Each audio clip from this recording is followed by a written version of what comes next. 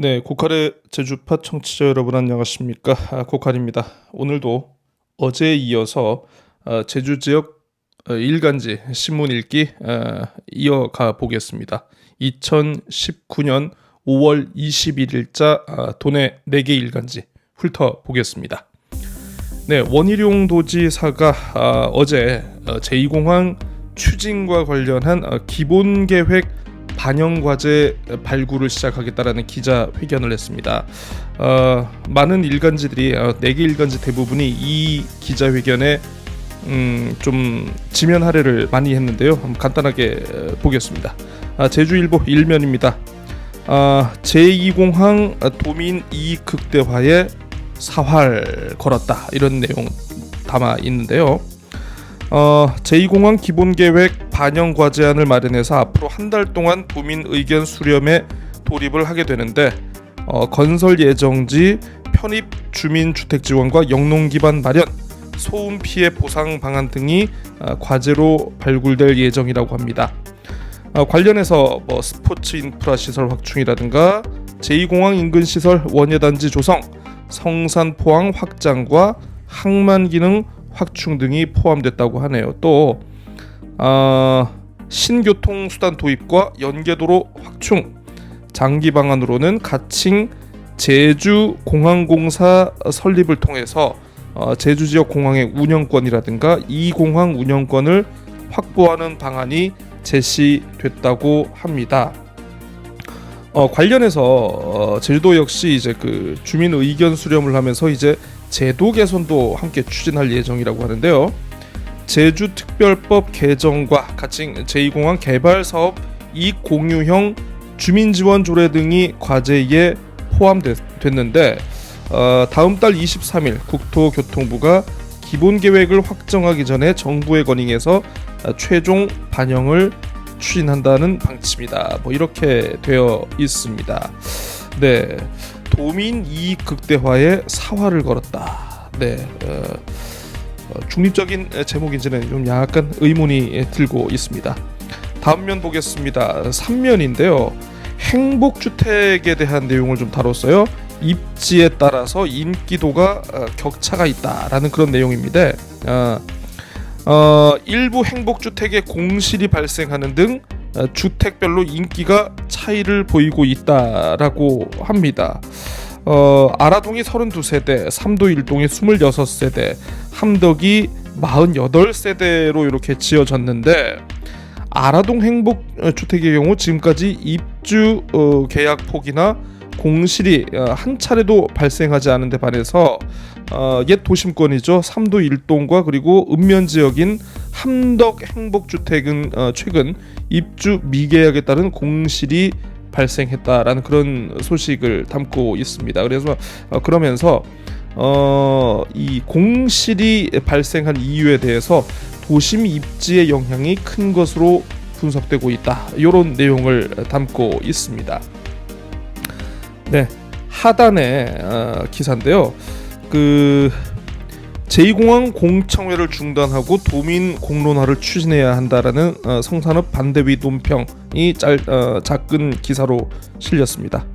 일방적인 제2공항 공청회를 중단하고 갈등 해결을 위한 도민 공론화에 나서야 한다.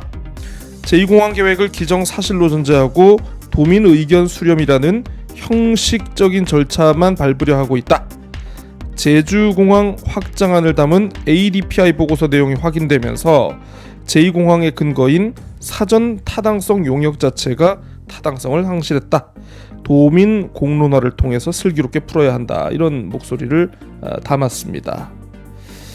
예, 5면 보겠습니다. 네, 여기도 작게 나오긴 했는데 제2공항 추진과 관련해서 이제 사실상 어제 원희룡 지사의 그 주변 지역 개발 계획 반영 의견 수렴이 사실 어떤 그 분수령 승부수로 보고 있는 것 같아요. 그래서 이제 제2공항의 일방적인 추진을 반대하는 분들은 이제 어제 많은 성명을 냈는데, 공론조사를 실시해야 한다, 이렇게 주장을 했습니다. 교수 집단이신데요.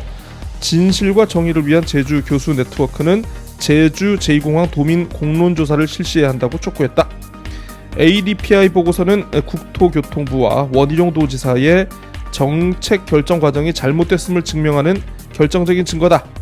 도민사회 분열을 조장하고 있는데 그러지 말고 빨리 공론조사로 봉합을 해라, 이런 목소리를 담고 있습니다. 네, 15면입니다. 제주일보 기자석 가심란이 좀 재밌는 게 하나 실렸어요. JDC 상임이사와 개방형 직위 공모에 신청자가 북적돼가지고 결과에 관심이 모아지고 있다, 뭐 그런 내용인데 지금 한창 문대림 이사장의 측근들이 이 개방형 직위에 내정되어 있는 것이 아니냐, 이런 내정설이 지금 돌고 있어요. 자, 보겠습니다. 상임이사와 개방형 직위를 뽑기 위한 공모가 진행됐는데 신청자들이 대거 몰리면서 최종 결과에 관심이 모아지고 있다. 투자사업본부장과 운영사업본부장은 내외부 공모로 이루어졌는데 각각 11명과 2명이 접수를 했고 개방형 직위 소통협력관에는 10명, 법무팀장에는 4명, 면세사업단장에는 1명이 응모를 했다라는 그런 소식입니다. 자, 그런데 지방정가 일각에서는 지난해 문대림 이사장의 지방선거 출마 당시 이 당시 도지사 캠프 관계자들 이분들이 내정됐다는 설이 나돌면서 이렇게 이 결과에 관심이 쏠리고 있는데요. 만약 문 이사장의 측근들이 실제 임용될 경우에는 보훈 인사 등의 비판에서 자유롭지 못할 전망이다. 네, 이렇게 뼈를 때리고 있습니다. 자, 재미일보 보겠습니다. 아까 제가 내용을 간단하게 말씀드렸기 때문에 제목만 대충 보겠습니다. 제2공항 기본계획 반영 과제 요청을 본격화하고 있다. 네. 그래서 이제 이번 달 23일에는 체육회관의 대강당에서 도민공청회를 개최하고 6월 초에는 성산읍에서 지역주민 공청회를 진행해서 현장 의견도 수렴한다. 뭐 그런 내용입니다. 자, 2면입니다. 시설관리공단, 제가 어제 신문에서 잠깐 소개를 해드렸는데 뭐 간단하게 말씀드리면 교통이라든가 하수라든가 각종 시설 운영과 관리를 전담할 일종의 공기업 출자 출연기관을 하나 만든다는 건데 이게 1000명 이상이 근무를 하게 되어 있어요. 그래서 이게 좀 너무 가뜩이나 열악한 지역 재정에 부담을 주는 게 아닌가 하는 그런 문제 제기가 도의회에서 나왔다는 겁니다. 공단 운영 방안 등을 제대로 살피지 않고 너무 급하게 추진하고 있는 게 아니냐, 이런 지적인데 자유한국당 김황국 의원이 이런 얘기를 했습니다. 시설 비용 절감을 위한 시설관리공단이지만 인건비로 운영비가 늘어날 수 있다. 자칫 시설관리공단이 돈 먹는 하마가 될 수 있다. 뭐 이런 내용을 지적을 했다고 합니다. 네, 가십입니다. 공항 운영 역량을 입증해야. 자, 아까도 말씀드렸지만 기본계획 반영 과제를 본격적으로 추진한다고 했는데 공항 운영을 제주도가 직접 하겠다라는 그런 내용이 담겨 있었죠. 그래서 공항 운영권 참여에 대해서 정부를 설득할 수 있을지가 관건인데, 왜냐? 과거에도 무산된 사례가 있기 때문입니다. 그래서 공항 운영권은 항공 관련 고도의 전문성이 필요하기에 도의 역량을 입증해야 한다.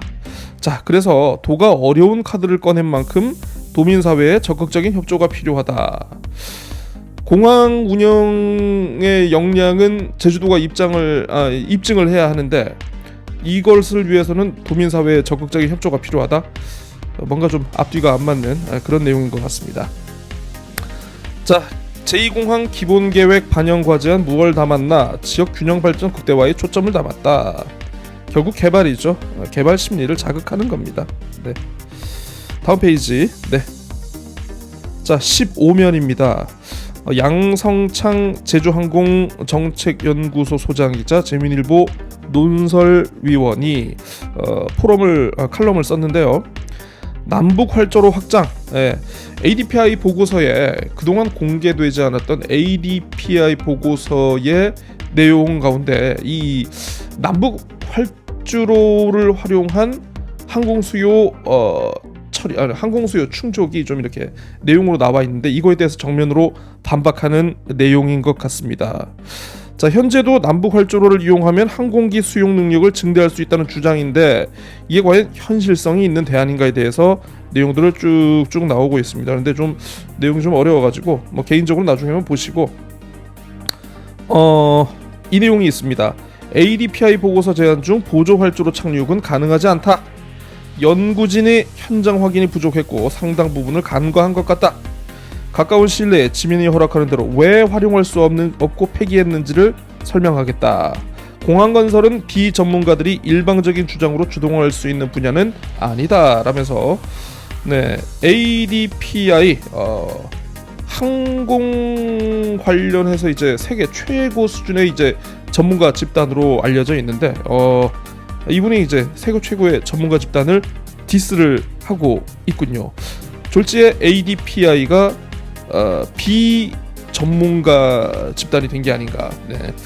그분들이 보면 좀 약간 기분 나쁠 수도 있겠네요.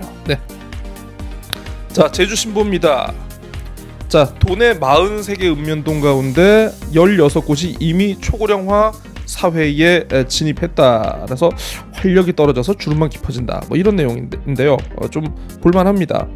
43개 읍면동 가운데 40%에 육박하는 16곳이 이미 초고령화 사회에 진입했다. 65세 이상 인구 비중도 14.42%에서 14.45%로 증가를 했는데요. 자, 도내 43개 읍면동 가운데 가장 고령화가 심한 곳 바로 추자면이라고 합니다. 33.1%. 주민 3명 가운데 1명이 65세 이상 노인으로 됐는데요. 그 다음이 한경면과 구자읍 순으로 나타났다고 합니다. 동지역에서는 구도심권인 1도 1동이 23.5%로 고령화 비율이 가장 높은 것 같습니다. 자, 이 밖에도 초고령화 지역 우도, 남원, 영천, 성산, 송산, 효돈, 중앙동, 정방동, 천지동, 표선면, 예래동, 한림읍, 주로 보니까 제주시 지역보다는 서귀포 지역이 좀 많은 것 같고요. 재미있는 게 제주시 지역에서는 새로운 도시가 형성되고 있는 지역에서는 오히려 고령 인구 비중이 감소했다라는 내용도 있습니다. 노형동, 그렇죠. 젊은 분들이 많이 선호하고 요즘 이제 인구가 노형동만 지금 한 5만 이상? 아니 7, 8만이 되려나? 아무튼 자, 이곳은 고령 인구 비중이 8%로 나타났고 아라동과 외도동, 오라동, 삼양동, 연동 등 주로 이제 대단위 아파트 단지가 많은 곳이 고령화 비중이 상대적으로 낮다고 합니다. 그만큼 고령화 인구들의 주거 상황이 일반 젊은 분들하고 많이 다르다라는 그런 얘기겠죠. 그래서 대응책과 함께 지역별 맞춤 전략 마련이 필요하다라고 신문이 지적하고 있습니다. 제주신보 이면입니다. 도의회도 모르게 JEDC가 제도 개선을 추진하고 있어서 이게 좀 논란이 됐다. 뭐 그런 내용을 썼는데요. JEDC가 현재 제주특별법 6단계 제도직 개선 과제를 통해서 사업 영역 확장을 추진하면서 논란이 일고 있다 이렇게 하고 있습니다. 더불어민주당 정민구 의원이 이런 문제 제기를 한 것 같은데 JDC가 이제 어떤 사업을 하느냐는 이게 아무래도 국가 공기업이기 때문에 지역사회와 어떤 교감도 해야 하고 행정하고도 좀 의견 조율도 해야 하고 그리고 또 도민들의 대의기관인 도의회하고도 좀 약간 조율이 있어야 되는데 그에 대해서 좀 빠진 게 아니냐. 뭐 이렇게 보니까 뭐 마리나 개발, 항만, 기업도시 개발, 공항 소음 대책 지원, 유비 쿼터스 도시 건설, 복합 환승센터, 급행버스 체계 운영, 공동주택 사업 등 모두 8개 뭐 이렇게 하고 있다는 건데 이걸 뭐 하라는 건지 하지 말라는 건지 아니면 자기들한테 보고를 안 해서 열받는다는 건지 보고 안 해서 열받는다는 거겠죠. 다음 페이지 보겠습니다. 자, 서귀포시 동홍동과 토평동의 이 헬스케어 타운 지난해 말 12월 5일에 이제 국내 첫 외국인 영리병원이 조건부로 승인됐다가 올해 초에 취소됐죠. 그래서 논란이 된 적이 있는데 결국 이곳의 토지주들이 방한 소송에 나서고 있다는 그런 박스 기사가 실렸습니다. 일부 주민들이 토지 반환 소송에 나서기로 해서 귀추가 주목된다. 마을회가 운영위원회를 열고 JDC를 상대로 토지 반환 소송을 추진하기로 의견을 모았다. 자, 마을의 임원 4명이 우선적으로 소송에 나서고 나머지 토지주들은 재판 진행 상황을 보면서 소송에 합류할지 여부를 검토하고 있다라는 그런 내용이 담겨 있는데요. 지금 소송을 해서 승소가 될지도 좀 의문이고, JDC가 뭘 할 수 있을지, JDC가 어떤 책임을 질 수 있을지는 좀 저도 의문입니다. 그리고 사실 이 주민분들이 왜 소송을 제기하는 건지, 이 소송이 과연 실익이 있는 건지 아니면 다른 목적이 있는 게 아닌지 이런 의문도 듭니다. 네, 담임교사 연락처 공개가 딜레마에 빠졌다. 학부모들은 연락처 공개를, 교사들은 너무 시달린다, 좀 연락처 공개를 하지 않았으면 좋겠다라는 그런 내용입니다. 개인정보 공개 여부를 두고 갑론을박이 이어지면서 각 시도교육청이 업무용 휴대폰 전화들을 지급하고 있는데 이런 대책 마련이 분주하다. 하지만 제주도교육청은 이런 조치가 학부모의 거리를 떨어뜨리는 것이 근본적인 해결책이 될 수 없는 만큼 신중하게 정책을 수립한다는 방침이다. 손을 놓겠다는 거죠. 네. 자, 한라일보 보겠습니다. 제2공항 기본계획 어떤 반영과제들이 실시된다. 똑같은 내용들입니다. 네. 3면도 특별한 내용은 없는 것 같아요. 네. 4면 아파트 단지에 둘러싸인 600년 고성, 주택공사죠. 토지주택공사 LH가 성산읍 고성리에서 이제 임대주택 공사를 하고 있는데, 유물 조사를 하다 보니까 1416년에 조성된 것으로 보이는 옛 정의현성 유물이 발굴이 됐다는 겁니다. 자, 내용 보겠습니다. 600년 넘은 제주의 고성이 새롭게 지어지는 아파트 단지에 둘러싸이게 됐다. 네. LH가 2020년 6월 19일까지 25,375제곱미터의 346세대 규모의 국민 임대주택을 조성하고 있는데요. 여기 발굴 조사를 하다 보니까 옛 정의현 성터가 나왔다는 겁니다. 이게 되게 큰 건 아닌 것 같은데, 성곽의 길이가 한 140m, 높이는 150cm, 한 초등학교 고학년 정도 어린이의 키 정도 같고, 그리고 너비는 한 100cm 내외로 이렇게 알려졌다고 합니다. 네. 자, 하지만 이 조사 보고서를 검토한 문화재청이 원형 보존을 조건으로 이 아파트 공사를 그대로 진행할 수 있도록 조치했다고 하는데요. 고고 역사학계 전문가의 목소리를 빌면서 공사를 강행하는 것이 비상식적이다. 아파트 단지 한가운데 위치해 있으면 접근성이 떨어지는 것은 물론이고 훼손 가능성도 높아진다. 그리고 안내 표지판 설치와 훼손을 막을 수 있는 대책 등이 조속히 수립해야 한다라고 이렇게 얘기를 하고 있다고 합니다. 네. 오늘은 대충 이 정도네요. 근데 보니까 제주일보를 제외하고 제주신보, 그리고 재민일보, 그리고 한라일보 이 세 군데 일간지는 어제 제2공항 관련해서 교수협의회의 어떤 공론화 조사라든가, 그리고 이제 반대위의 어떤 반대 목소리, 요거는 좀 쉽지가 않았네요. 기본적으로 이제 도내 일간지들이 이 제2공항 추진 사업을 바라보는 기본적인 스탠스가 어떤 것인가를 알 수 있는 그런 대목이 아닐까 싶은데, 마음에 안 들어도 그래도 일단 발표하는 거는 실어줘야 되지 않겠습니까? 네. 이렇게 편의적인 취사 선택해서 지면에 싣는 이런 구태의연한 행위는 좀 그만 두셨으면 합니다. 네, 고칼의 제주팟 제주지역 신문 읽기 2019년 5월 21일 이 정도로 마치고요. 저는 내일도 다시 여러분들 찾아뵙도록 하겠습니다. 자, 안녕히 계십시오.